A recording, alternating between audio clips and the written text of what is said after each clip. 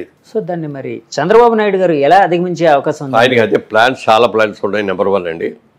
Number 2 central గవర్నమెంట్లో కూడా వాళ్ళ ఎన్డీఏ గవర్నమెంట్ వచ్చింది. ఇప్పుడు కీలకంగా వ్యవహరించబోతున్నారు చంద్రబాబు. ఎన్డీఏ వచ్చిన తర్వాత ఏంటంటే బీజేపీకి అబ్సల్యూట్ మెజారిటీ వస్తే వాళ్ళ పోకడ వేరుగా ఉండేది. ఇవాళ ఎన్డీఏ లేకుండా బీజేపీ అధికారంలోకి రాలేదు. దాంట్లో ముఖ్య పాత్ర వాళ్ళు చంద్రబాబు నాయుడు గారు, చంద్రబాబు గారు, నితీష్ గారు, వీళ్ళిద్దరు. చంద్రబాబు గారు మెయిన్గా అదే. అందుకని నిన్న మీటింగ్లో అయ్యి చూస్తే ప్రైమ్ మినిస్టర్ గారు పక్కన కూర్చొని ఎవరంటే చంద్రబాబు. ఒకప్పుడు వాజ్పేయి గారు ఉన్నప్పుడు కూడా అప్పుడు కాంగ్రెస్కి ఇది కూడా అపోజిషన్ ఇది కూడా రాలా చేస్తే అప్పుడు చంద్రబాబు నాయుడు గారు ఎన్నో నిర్ణయాలు తీసుకున్నాడు. గవర్నమెంట్లో కూడా వెళ్ళలేదు ఆయన. మీరు రండి, మీకు ఎన్ని మినిస్టర్లు ఇస్తామంటే కూడా వద్దండి, మేము బయట ఉంటాం అది ఇది అని చెప్పి. కానీ ఈసారి అలాంటి ఆలోచన రాకుండా చంద్రబాబు నాయుడు గారు కూడా ప్రభుత్వంలో కలవాలి, ఎన్డీఏలో గవర్నమెంట్ అవకాశం ఉందా సార్? ఉంది. ఎందుకంటే ఒకవేళ అందులో ఉంటే సెంట్రల్ మినిస్ట్రీలో వస్తే స్టేట్ ఇంకా ఎక్కువ చేయొచ్చు కదా, గోల్డెన్ బెనిఫిట్స్ వస్తాయి మనకి. ఇప్పుడు ఈ విధంగా ఎలా చూసుకున్నా 4-5 మినిస్టర్స్ వస్తాయి ఆంధ్రప్రదేశ్కి, ఇంకా ఎక్కువ వచ్చినా కూడా రావచ్చు. మరి వాటన్నిటితోటి 4-5 పక్కగా వస్తాయి సార్, పక్కా. ఎందుకంటే బీజేపీ క్యాండిడేట్లకు ఇవ్వాలి, జనసేన వాళ్ళకి ఇవ్వాలి, తెలుగుదేశానికి ఇవ్వాలి. ఎన్ని సీట్లు వస్తే అన్ని ఇదని రేషియో ఉంది. దాని ప్రకారం సీట్లు వస్తాయి. 4 కాదు 6-7 వస్తాయి సార్. అలాగే చంద్రబాబు గారు అమరావతి కోసం చెప్పేటప్పుడు అంటే చాలా మంది వైసీపీ నాయకులు ఒక మాట అయితే చెప్పేవారండి. అమరావతి యాక్చువల్గా చంద్రబాబు నాయుడు గారు ఎంచుకోవడానికి కారణం ఏంటంటే రియల్ ఎస్టేట్ బిజినెస్ చేయడం కోసం ఆయన తీసుకున్నారు. అంటే అంతకుముందే అమరావతిని ఫిక్స్ చేసుకొని ఇంటర్నల్గా చుట్టుపక్కల తన బంధువుల చేత, బినామీల చేత అన్నీ కొనిపించేశారు స్థలాలు. ఇది డెవలప్ అయితే ఆ స్థలాలకు వాల్యూ పెరుగుతుంది కదా అన్న కారణం చేత ఆయన అది ఎంచుకున్నారు. ఇదే కారణం చేత జగన్మోహన్ రెడ్డి గారు అధికారం చేపట్టిన తర్వాత ఇక్కడ కాకుండా విశాఖపట్నం క్యాపిటల్గా చేయడానికి ఆయన వెళ్ళారు అని చెప్పి ఒక మాట అయితే వినిపించేదండి. సార్ అలాంటిది ఏదైనా ఉందని మీరు భావిస్తున్నారా? అస్సలు లేదండి. మాకెవరికి కూడా అమరావతి ఫైనల్స్ అవుతుందనే సంగతి మాకు తెలియదు. మేము ఎవరు కూడా అక్కడికి వెళ్ళి పొలాలు కొనుక్కోలేదు. సుజనా చౌదరి గారు 300 కొన్నారని, నేను 150 ఎకరాలు కొన్నాను, ఇంకోటి ఎవరో 5 కొన్నారని. ఆఖరికి మన చీఫ్ జస్టిస్ చేసిన రమణ గారి ఫ్యామిలీ వాళ్ళు ఎంతో కొన్నారని ఎన్ని వచ్చినా తెలియదు. మాకెవ్వరికి అక్కడ సెంటు నేల లేదండి. మాకు ఒక ప్రాజెక్ట్ చేసాం మేము మెయిన్ రోడ్డు మీద, అమరావతి ద క్యాపిటల్ అని. దానికి కూడా అది మేము కొన్న ల్యాండ్ కాదు, ఆ ల్యాండ్ ఓనర్తో మేము ఇది చేసుకొని జాయింట్ డెవలప్మెంట్ చేసింది అది. అంతగా తప్ప ఎక్కడ మాకు గజం స్థలం కూడా లేదు నాకు ఎక్కడ. ఒకవేళ ఉందే అనుకుందాం వాళ్ళు అన్నట్టు. నా వ్యాపారం అది, నా వ్యాపారం రియల్ ఎస్టేట్. ఫ్యూచర్లో డెవలప్మెంట్ ఎక్కడ వస్తుందో చూసి అక్కడ కొనుక్కుంటాం. తప్పేంటది? నా దగ్గరకు వచ్చే కస్టమర్కి బెనిఫిట్ పెరగాలి అంటే ఒక అభివృద్ధి ప్రదేశంలో నేను కట్టాను అనుకోండి, వాళ్ళ కొనుక్కున్న వాళ్ళందరికీ 1-4 రెట్లు పెరుగుతాయి కదా, వాళ్ళందరూ బెనిఫిట్ అవ్వాలి కదా. ఒకవేళ చేసినా తప్పు లేదు, బాగా ఎవ్వరు చేయలే, ఎవ్వరు 10 ఎకరాలు కూడా కొనుక్కున్నాళ్ళు లేరు ఎవరు. సార్ మీరు అప్పుడు ఎందుకు సార్ ఫోకస్ చేయలేదు అమరావతిలో కొనడానికి? అంటే ఇలాంటి ఇబ్బందులు ఏమైనా వస్తాయనా రేపు? అదేం లేదు, రాజకీయ పరంగా విమర్శలు ఏమైనా వచ్చే అవకాశం ఉందనా? ఎందుకంటే మీరు మంచి వ్యాపారస్తులు, ఎక్కడ పెరిగితే కొంటారు. ఆ ఉద్దేశం ఏంటంటే మేము హైదరాబాద్ దాటి ఎక్కడికి వెళ్ళాం. ఎందుకనంటే మనం చేసే ప్రాజెక్టులు చేసేసి కోట్లు సంపాదించాలని ఆశలు మాకు లేవు. నీతిగా చేయాలి, నిజాయితీగా చేయాలి. ప్రతిదీ మన అందుబాటులో, మన చెప్పు చేతుల్లో మనం చూసుకుంటూ చేయాలి. ఇప్పుడు చాలాసార్లు స్ప్రెడ్ చేసామనుకోండి, అన్ని ఎంప్లాయీస్ మీద పెట్టేయాలి.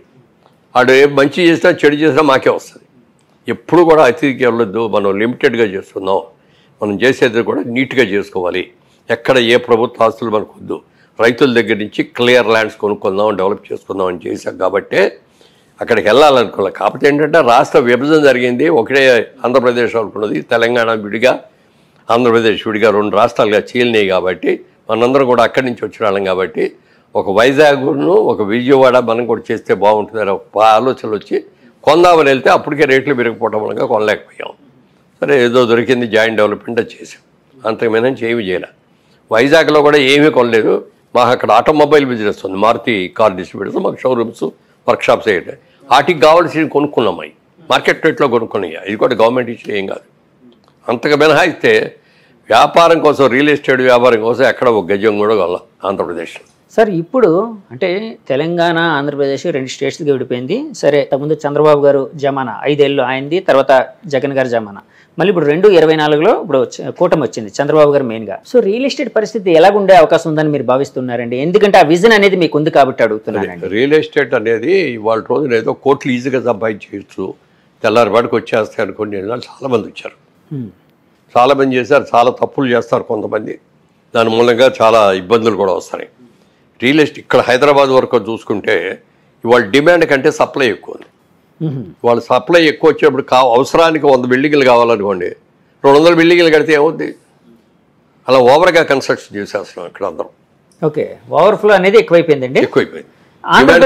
ఆంధ్రప్రదేశ్లో ఎలా ఉండబోతుంది? ఆంధ్రప్రదేశ్లో ఇప్పుడే కాబట్టి రాబోయే ఏళ్ళలో చంద్రబాబు నాయుడు గారి హయాంలో చాలా బాగా జరుగుతుంది కాబట్టి వెళ్ళి కొనుక్కుంటారు, కొనుక్కునే వాళ్ళందరూ కొనుక్కోవచ్చు. ఎందుకంటే ఆ మధ్య అది ఒక్క క్యాపిటల్లో అమరావతిలోనే కొనక్కర్లా, మీ ఇష్టం. మీరు చెప్పిన టౌన్, ఎనీ టౌన్ కొనండి, రాష్ట్ర విభజన అభ్యంతరం వస్తుంది. ల్యాండ్ నమ్ముకొని ల్యాండ్ మీద పెట్టి ఇన్వెస్ట్ చేసిన వాళ్ళకి అందరికీ మంచిగా జరుగుతుంది తప్ప ఎవరూ నష్టపడు. అంటే 2019 నుంచి 24 వరకు జగన్మోహన్ రెడ్డి గారి పరిపాలనలో విశాఖపట్నం కావచ్చు, ఇంకా చాలా చోట్ల కావచ్చు, ఆంధ్రప్రదేశ్లో రియల్ ఎస్టేట్ రంగం కుదేలైపోయింది, దెబ్బతిందని రకరకాల వాదనలు అయితే, మాటలు అయితే వినిపించాయండి. సో ఒకవేళ అదే నిజమని అనుకుంటే, అంటే నేను నిజమో కాదని చెప్పట్లేదండి, నేను కన్ఫైన్ చేయట్లేదు, నేను జడ్జిమెంటల్గా ఏం చెప్పట్లేదు. ఒకవేళ అదే నిజం అనుకుంటే చంద్రబాబు గారు వచ్చిన తర్వాత అది ఏ విధంగా పెరిగే అవకాశం ఉందని మీరు భావిస్తున్నారు? డెఫినెట్గా క్యాపిటల్ పెరిగినప్పుడు ఆటోమేటిక్గా పెరుగుతుంది కదండి. కొత్త ఇండస్ట్రీస్ వచ్చినప్పుడు ఆటోమేటిక్గా పెరుగుతుంది కదా, కొత్త ఇన్స్టిట్యూషన్స్ వచ్చినప్పుడు కొత్తగా పెరుగుతాయి కదా. మరి అందరి మంది మంచి మంచి కాలేజెస్ వచ్చిన తర్వాత మన పిల్లలందరూ బ్రహ్మాండంగా చదువుకుంటారు కదా, వాళ్ళందరూ ఉద్యోగాలు చేయడానికి కావాల్సిన వసతులన్నీ ఇక్కడే దొరుకుతాయి కదా. అట్లా జరిగినప్పుడు పెరగకుండా ఎట్లా ఉంటుంది, విపరీతంగా పెరుగుద్ది. ఆయన దీన్ని అమరావతిని ఒక ఇంటర్నేషనల్ సిటీ లాగా చేద్దామనే ఆలోచనలో ఉన్నారు. ఓకే, డెఫినెట్గా చాలా బాగుంటుంది సార్. అమరావతి విషయం అంటే ఒక మాట గుర్తొచ్చింది సార్. అప్పట్లోనే అమరావతి ప్రకటించిన వెంటనే చుట్టుపక్కల ల్యాండ్స్ వాల్యూ విపరీతంగా పెరిగిపోయింది. అప్పటి వరకు 10 లక్షల ఎకరా ఉండే ల్యాండ్ 10-20 లక్షలు ఉండేది, 2 కోట్ల వరకు వెళ్ళిన దాఖలాలు అయితే ఉన్నాయండి చాలా. అంటే ఆ ఎప్రిషియేషన్ అనేది ఎగ్జాగరేషన్ స్టేట్కి వచ్చిందని భావించచ్చా, ఇంకా పెరిగే అవకాశం ఉందని భావించచ్చా? ఇప్పుడు అది ఇప్పుడు ఏం చెప్పలేరు కానీ డెఫినెట్గా పెరిగే అవకాశం ఉందా సార్? అక్కడ తొందరపడి వెళ్ళి చేసాం, అక్కడ ప్రాజెక్ట్ చేసాం. ప్రాజెక్ట్ పూర్తయ్యే టైంకి చంద్రబాబు నాయుడు గారు ఓడిపోవటం, జగన్మోహన్ రెడ్డి గారు రావటం, ఆయన ఆలోచనలోకి వచ్చి 3 క్యాపిటల్స్ అని ఎప్పుడైతే మార్చారో మేము అమ్మలేకపోయాం. చాలా నష్టానికి అమ్ముతున్నాం ఇప్పుడు. ఎందుకంటే 5 ఏళ్ళు ఇంట్రెస్ట్ ఎంత అవుతాయి? అన్నీ మా సొంత డబ్బులు, జేబులో డబ్బులు కాదు కదా. బ్యాంకుల నుంచి లోన్ తెస్తాం, ఫైనాన్సర్స్ తెచ్చుకుంటాం, ఇటన్నిటికీ లాభం గోబుల్లోకి వెళ్తారంటారు. అలా అయిపోయింది. అయినా తట్టుకున్నాం. ఎక్కడ ఒక్క రోజు కూడా పని ఆపలేదు, పర్ఫెక్ట్గా చేస్తాం. మా దగ్గర కొన్నాళ్ళందరికీ డెలివరీ కూడా ఇచ్చాం. అమరావతి అనేది డెఫినెట్గా పెరుగుతుంది, ఎందుకంటే అమరావతి అనేది కొత్తగా ఒక రాష్ట్రంగా, ఒక అద్భుతమైన నగరంగా డెవలప్ అయ్యే అవకాశం ఉంది కాబట్టి. విశాఖపట్నం లాంటి పరిస్థితి, అంటే విశాఖపట్నం లాంటి సిటీ పరిస్థితి ఎలా ఉండబోతుంది రియల్ ఎస్టేట్ పరంగా? విశాఖపట్నం దాన్ని ఒక బిజినెస్ హబ్ లాగా చేస్తున్నారు. ఎందుకంటే మనకు అక్కడ హార్బర్, అద్భుతమైన హార్బర్ ఉంది.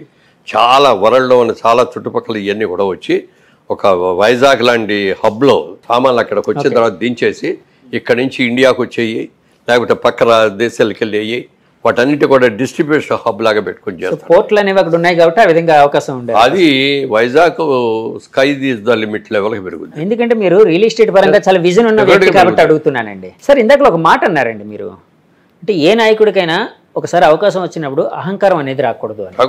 ఒకవేళ మీరన్న మాటనే ఏకీభవిస్తూ ఒకవేళ ఓకే నిజమని అనుకుందాం ఫర్ ఎగ్జాంపుల్, సరే అప్పుడు జగన్మోహన్ రెడ్డి గారు ప్రభుత్వం కొంచెం అహంకారపూరితంగా ప్రవర్తించింది, 150 సీట్లు వచ్చినప్పుడు అని అనుకుంటే, మరి ఇప్పుడు 164 సీట్లు వచ్చినా ఈ ప్రభుత్వం అలాంటి ధోరణికి వెళ్ళే అవకాశం ఉంది? అస్సలు లేదు. ఉండదా సార్? అస్సలు 1% కూడా ఉండదు. ఆ జయం చంద్రబాబు నాయుడు గారు అర్ధరాత్రి పాటు నిద్ర లేపితే కూడా అమరావతి లేకపోతే పోలవరం వీటి గురించే మాట్లాడతాడు ఆయన. రాత్రి నిద్రలో కూడా అయ్యే ఉంటాయి తిరిగి ఆయనకి. అస్సలు ఇది ఉండదు. ఎవరైనా ఆయన చంద్రబాబు నాయుడు కాదు, ఎవడైనా సరే వాళ్ళ దగ్గర డబ్బులు వచ్చేసి తల ఎగరైతే ముట్టుతాడు దేవుడు కూడా, ప్రజలు కూడా ముట్టుతారు. లోకేష్ గారిని ఎలా చూడబోతున్నారు? లోకేష్ గారు అద్భుతంగా కష్టపడు పప్పు అని పిలిచారు అందరూ కూడా, హేళన చేసి. ఆయన పాదయాత్ర చేసి ఆయన మనిషి వాళ్ళు మాట్లాడిన విధ కానీ నిర్ణయాలు కానీ ఎంత ఎక్సలెంట్గా చేశాడు చెప్పడానికి లేదు. అలాగే సినిమా వాళ్ళు వస్తారు పోతారు, వాళ్ళు ఏం చేయలేరు అనుకున్న పవన్ కళ్యాణ్ గారు దాదాపు 15 సంవత్సరాలుగా గెలిచినా ఓడినా ఇక్కడే ఉండి ఇవాళ రోజున కీ అయిపోయాడు. ఈ కూటమి రావడానికి ముఖ్య కారణంలో చెప్పాలంటే అది ఆయనే తీసుకున్న లీడ్ అండి. చంద్రబాబు నాయుడు గారిని ఒప్పించుకున్నారు, అక్కడికి వెళ్ళి మోడీ గారిని ఒప్పించారు, వచ్చే ప్రభుత్వ వ్యతిరేక ఓటును చీల్చుకోకూడదు మనం, ఒకే ఇదిగా రావాలి అని చెప్పి ఇచ్చేసి ఎంత ఎక్సలెంట్గా చేశారో, మోడల్ లాగా చేశారు కూటమి అనేదాన్ని. దానికి పూర్తిగా పవన్ కళ్యాణ్ గారిని చేయాలి. తర్వాత లోకేష్ గారు, యంగ్ జనరేషన్ రావాలి ఇక్కడి నుంచి, వీళ్ళందరూ కూడా ఇప్పుడు యంగ్స్టర్స్ రావాలి. యంగ్స్టర్స్ రావాలి అంటే వాళ్ళకి చేయాలి, వాళ్ళకి అవకాశం ఇవ్వాలి.